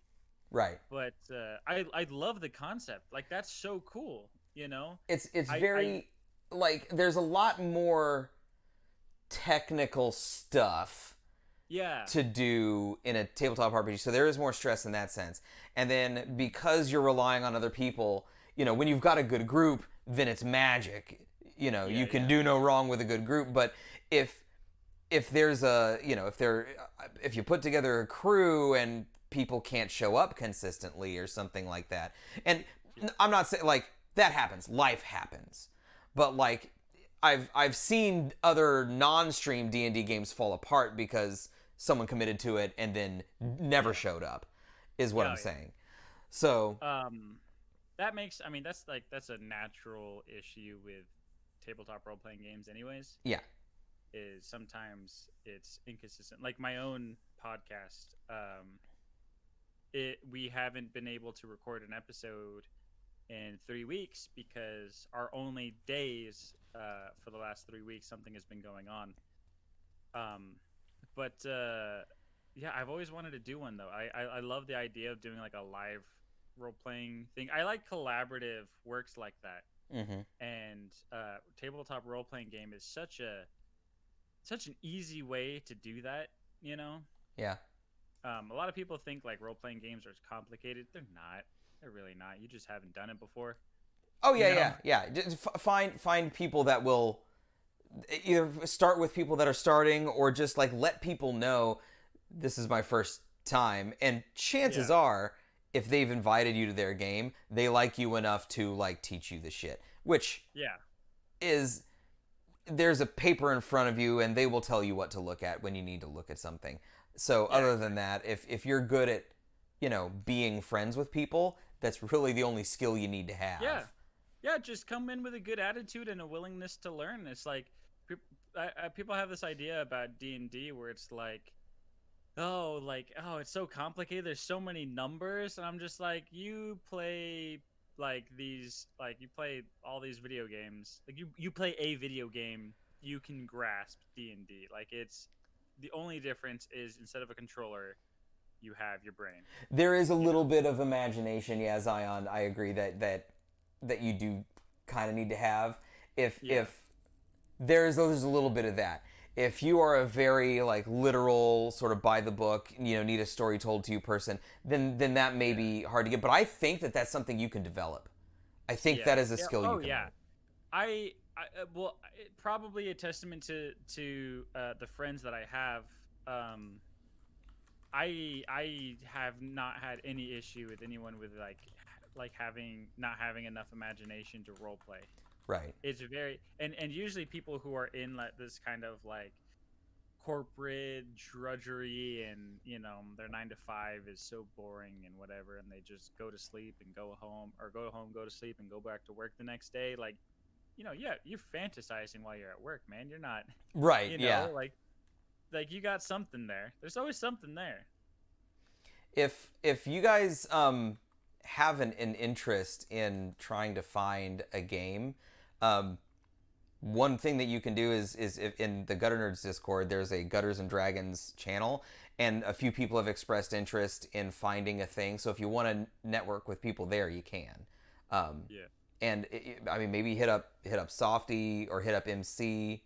I know that you I've been guys. trying to get a G&G D&D game going for a while. Okay, yeah. So we've got a couple of outlets there.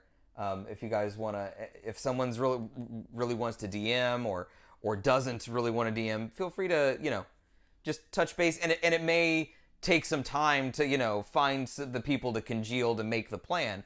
But if you with some patience, I That's think the that you nature of guys. the machine, man. Yeah, exactly. So if you were I wanted to- oh, go ahead. Oh. No, I was just gonna say, kind of going back to just popped into my head to like D&D streams that are like really boring, which Call, um call out Master Charles. Do it right no, now. no, not at all. But yeah, kinda. No, I'm just kidding. No, so there's this Twitch user that I follow called Arcadum, Mhm. and he's been blowing up right now because he has literally like 7 or 8 different concurrent D&D games that he streams. That's all he Wow. does. Is he just DMs D&D games for like big Twitch users. That's a lot of. I don't know that I could wrap my head around all that.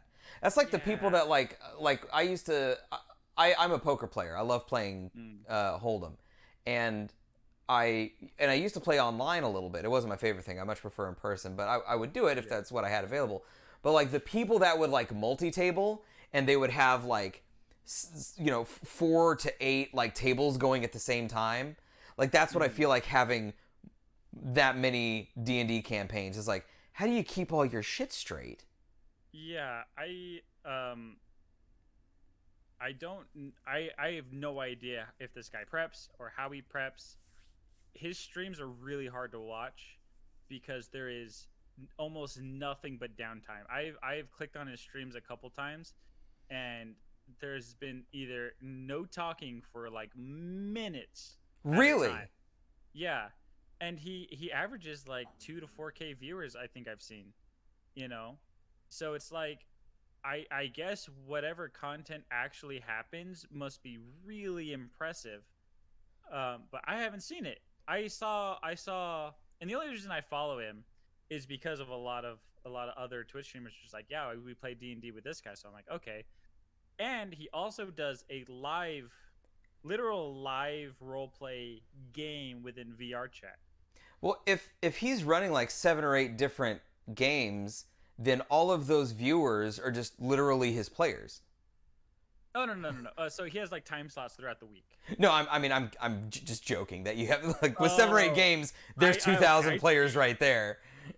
It's like, yeah, I'm just casually running like 5,000 games. Right, You know, exactly. no worries. And for the record, just to address something that I feel like needs to be addressed in chat, Texas Hold'em, we still call Texas Hold'em in Texas. I just call it Hold'em because I feel like Texas has to ascribe their name to things that aren't inherently Texan. Yep. Like Texas toast. Go fuck yourself. That's sourdough bread. To add to that point, there's this camera that I really want. That's colloquially called the Texas Leica, Uh-huh. just because it is a big fucking camera. Uh-huh. That's funny. Anyway, I didn't mean to interrupt you. Please continue. Oh, it's fine. I get. My brain is like that all the time. So like, you really can't like. I mean, you'll throw me off, but it's like I'll just go with it, and Right. forget what I was talking about. Like right now, what were we talking about?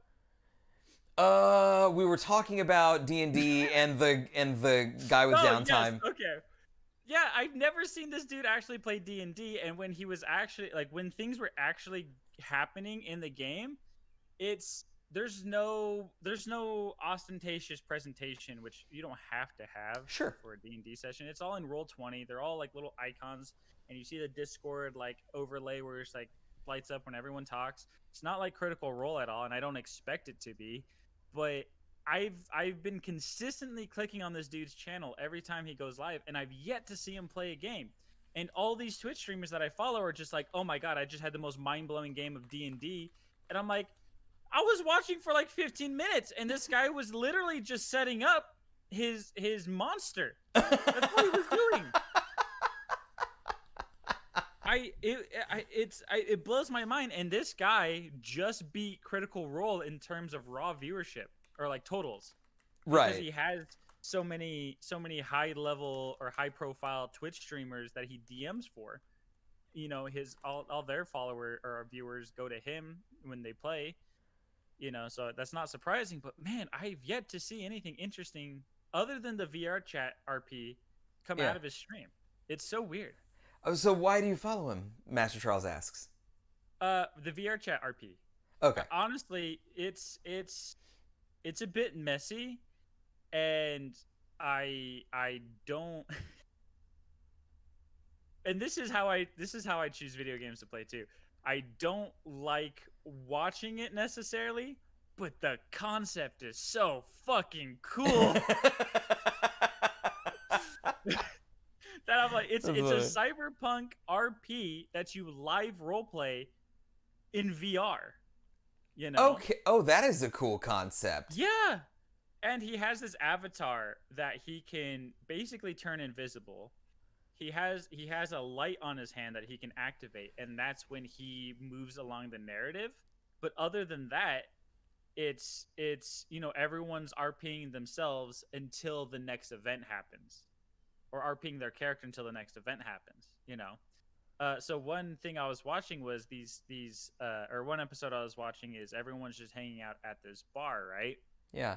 Some guy walks in, and he's trying to smuggle shipments. And VR chat is a little limited in what you can and can't do unless you literally develop almost like a video game within the video game. Sure.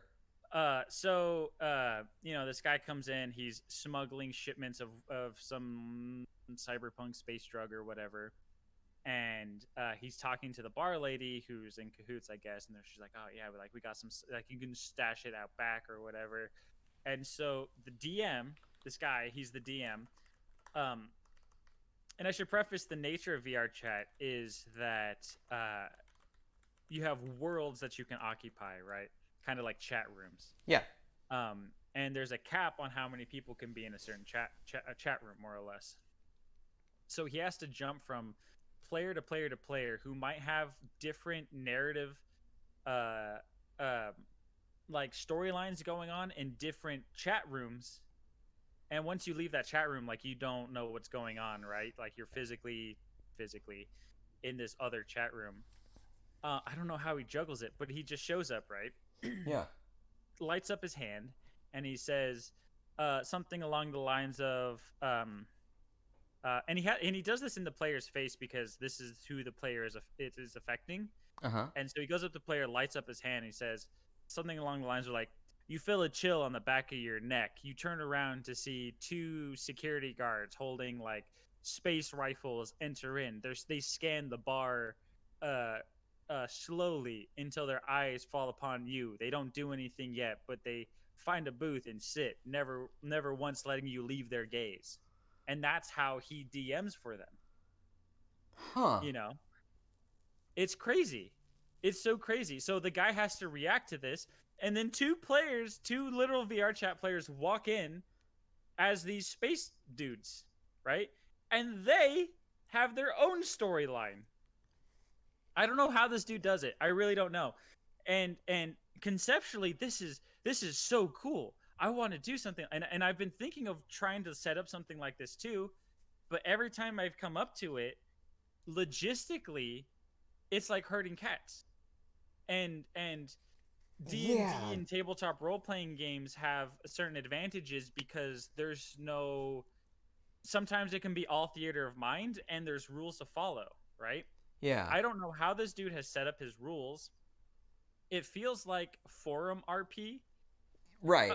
First of all, have you ever RP'd, like, online at all? Like, in the sense that you're talking about, I don't think so. Okay, but are you familiar with? I'm familiar with some forum RP. Like, I know that there were some fandoms that had, like, forum RP where you take on the persona of someone, and, like, let's say, just for the sake of argument, like the wizarding world. Like, I think that Harry Potter had a pretty big forum RP, like, presence. You can find forum RPs on anything, but right. Yeah, so you're familiar with, like, the basics of what it is. Yes, yeah.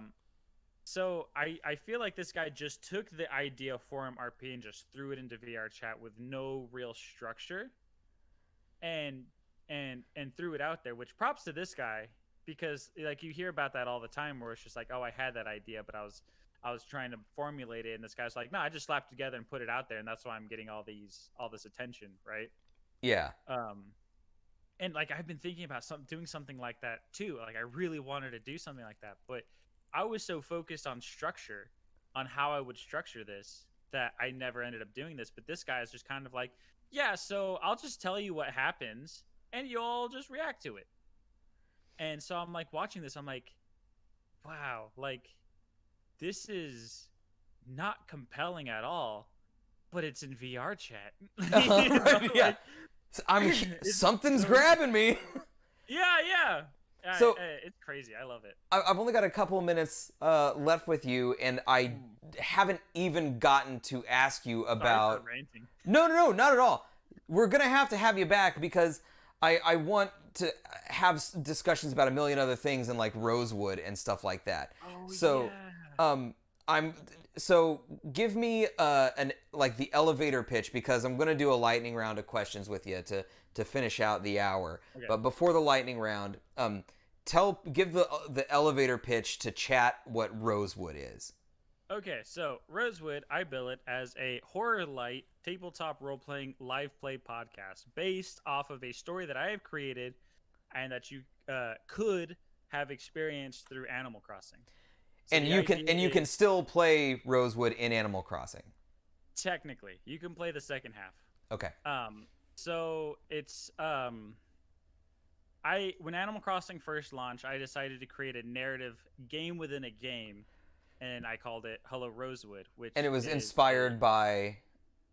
it was inspired by like Twin Peaks, X-Files, like Goosebumps, Yeah. that type of. Nerdez and I played through part 1 on stream, and it was fucking dope. Yeah. And the project became a little too what's the word? Cumbersome? Cumbersome to keep on developing for Animal Crossing. So I decided to move it to a podcast. So if you want, you can check it out. Do you mind if I plug it? No, I'm assuming this is the a- reason you're here, yeah. Yeah, okay. So you can check it out at Rosewood Podcast on Twitter. Pretty easy at. We have 2 episodes up right now. I'm currently editing the 3rd. It is tangentially related to the story that I have created in Animal Crossing. But you don't need to know anything about the story I created in Animal Crossing to enjoy this podcast. Okay, perfect. Awesome. Yeah. So go check out Rosewood. If you were going to tell people to follow you somewhere, would it be the Rosewood Podcast Twitter? Or would it be... Yeah, because my normal Twitter I just use to doom scroll. So yeah, follow me on the Rosewood Podcast. Welcome, Trexus. You made it for the lightning round. Okay, so we're going to finish the hour with a few lightning round questions. So answer just as fast as you can. You can tangent if you want to, but try to... I'll try not to. Okay. That is how I talk, unfortunately, but I'll try not to. What's your favorite breakfast food? Ooh, oh god, bagels and cream cheese. Fantastic. What's your favorite I know. movie? Lord, dude, Eternal Sunshine of the Spotless Mind. What's your favorite game or franchise to play off stream? Oh Lord, I play video games off stream? I don't think so. Then in general. Minecraft, I guess. Minecraft. Yeah, that's I it. can play. Yeah, Minecraft, totally. What's your favorite band or music artist? Oh man, band or music artist? Like maybe like Death Cab for Cutie. If you were going to start a band of your own, what would you do in that band? Oh man, I don't think I'm a very good singer, but I think that's exactly why I would do vocals. Same. Yeah. What are you talking about? In D&D, what is your preferred alignment? Like if Softy were a D&D character, what would be your class and what would be your alignment? Probably neutral, because I go through like different swings of just like, oh yeah, let's be friends, and just like kill him. Kill him. Is it chaotic True neutral or neutral. true neutral? True neutral. Well, maybe chaotic neutral. Maybe yeah, chaotic neutral sounds more my type. Okay. That's fantastic. And what is the hardest thing about being a new parent? Oh man, learning how to be a parent. Does that count? Yeah, for sure. Yeah. Yeah, I mean, because there are things that people tell you like, oh, you're gonna be doing this and this and this and this, and I'm like, well, my kid does this, but only half the time, and he's been doing this, and I'm like Googling, why is my kid doing this? And they're like, I don't know, every kid's different. I'm like, why are people giving me advice then? My kids started singing operatic one notes, like a cappella. Is that unusual? And like, Or your 1 month old's going, Oriadora. yeah, The fuck are you like, doing? oh my god, the chops on this kid. Do I film this? Do I send this into? What do I do? Is that bad? Am I on Good Morning America tomorrow? Yeah, but I don't want to tell people he's doing this because maybe that means I'm a bad parent. But I also need to check see if this is normal for other people. Like, Yeah, exactly. Like he would be doing something. He would have this facial expression. I'm just like, are you okay? And I'm like, quick Googling on my phone just in case. And it's like, nah, he's pooping. And I'm like, oh, okay, that makes sense. That looks like a poop face. And then a couple hours later, he's making an entirely different face. I'm like, are you in pain? Google that. It's like, no, he's pooping. And I'm like, oh. But that was different Okay, than the all other these poop face.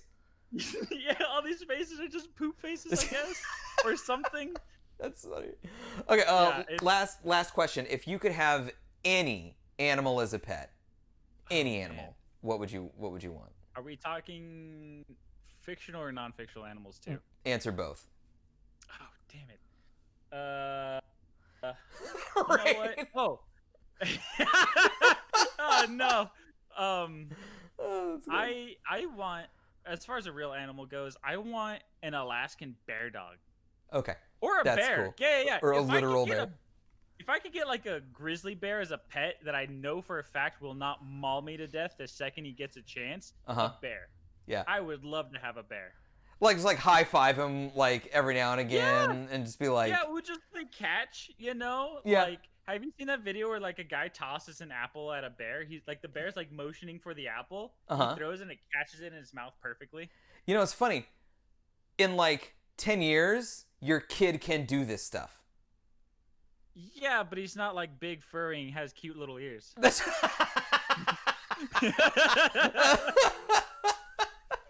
If I have a bear as a pet, that's my son. My girlfriend can take the other one, and that's hers. Haley. You know? Oh, that's great. Oh, that's funny. I'm kidding. I love my son.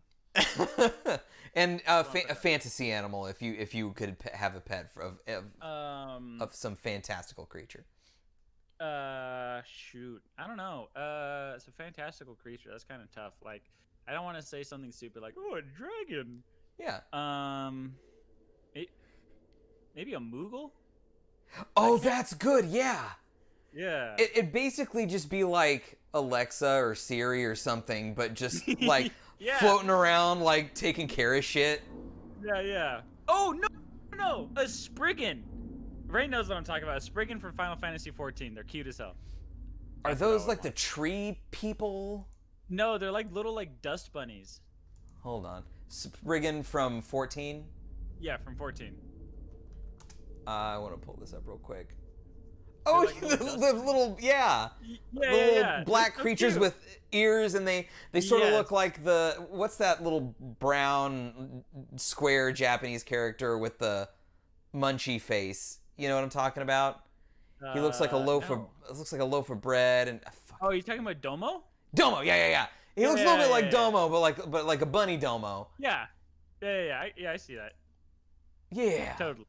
That's not a There. pet. That's a slave. I mean, so are Moogles. Moogles are like a little like helpers. Let's call them Yeah. helpers. Let's call them helpers. Sentient. Okay, Those are evil he'd be minions. my little buddy, not my pet. Just like my son, except he can't float and isn't cute. Oh, he's kind of cute, actually. Bean is cute. He's Confirmed. adorable. Confirmed. Bean's cute. Softy, thanks for hanging out with me today, man. Yeah, thanks for having me on. We're gonna do it again because I have so much more to ask you, but I appreciate you being here. Yeah, thanks for having me on. I I love shooting the shit like this. It's great. Absolutely. I'll let you go and then I'll say bye to stream, but I'll catch you later, pal. All right, bye, chat. Bye, Steve-O. Bye, buddy. And you guys, thanks for hanging out with me. Please, please, please go follow Softy. His stream is as funny as he was today. and he was last streaming Rusty Lake Hotel, which I presume is some sort of sexcapade. I don't know anything about, and I meant to ask him. But go watch whatever Rusty Lake Hotel is. It sounds like a winner to me. But Softy it's 100%. Do it, Rain. Go follow him. You're right. So please go follow Softy there. Follow Soft Shock's podcast on Twitter, which is Rosewood Podcast. Putting that there. And we will have him back. This was a ton of fun. And thank you guys for hanging out with us. Please go follow Softy. I mean it. If you don't, I'm sure that you do, but please go follow Softy. It's a ton of fun. And also Softy has some midday, mid-afternoon streams. So frequently we will go from my stream to Softy's in the afternoon. So if you need the second half of work, like your work day, Softy's the way to go. It's the Kingdom Hearts playthrough right now, and it's sort of a hate playthrough from what I can tell. So go do that. And let me see. I'm not going to raid because I'm going to go to sleep because I'm about to die. So, and I don't want to raid someone if I can't actually give them like some attention and stuff like that. So you guys are awesome. Thank you so much for everything. Follow if you haven't yet. If you want to become a subscriber or cheer. If you become a subscriber, you get a gutter lid. And if you want to cheer anything, you get a lightsaber and unlock other lightsabers. The more you go. Ellie, thank you so much. I'm just gonna like crash and oh, Softy all nights now? Oh, it's all nights now. Okay. Well, there you go. You guys are awesome. I love you. Thank you so much for everything. You're the best.